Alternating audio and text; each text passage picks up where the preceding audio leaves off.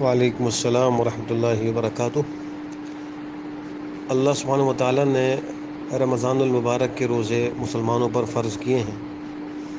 لہٰذا جو بھی مسلمان کلمہ گو ہے جب ماہ مبارک کا چاند دیکھ لے تو اس کو چاہیے کہ اس مہینے کا وہ روزہ رکھے،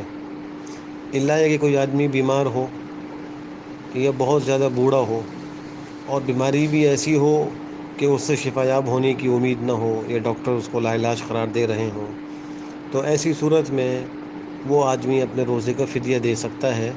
اور اس فدیے کی مقدار ایک صدقہ فطر کی مقدار کے برابر ہے، اور صدقہ فطر احتیاطاً 2 کلو آٹے کی قیمت کے برابر ہوتا ہے۔ اگر گندم سے دیا جائے تو 2 کلو تقریباً آٹے کی قیمت، یہ ایک صدقہ فطر کی مقدار ہے، یہ ایک روزے کا فدیہ ہوگا۔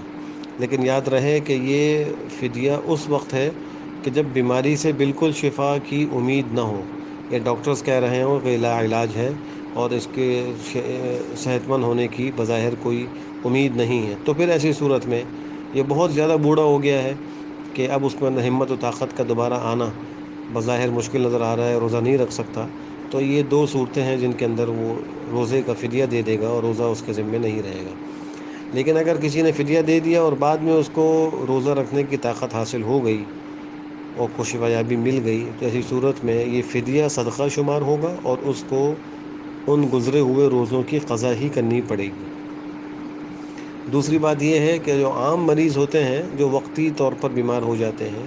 اور بعد میں وہ ٹھیک ٹھاک ہو جاتے ہیں، تو ان مریضوں کے لیے حکم یہ ہے کہ بس وہ روزے کا افطار کر لیں، یعنی روزہ چھوڑ دیں، نہ رکھیں، اور جب بعد میں ان کو صحت ہو جائے تو وہ ان روزوں کی قضا کریں، ان کے لیے فدیہ دینے کی اجازت نہیں ہے۔ السلام علیکم ورحمۃ اللہ وبرکاتہ۔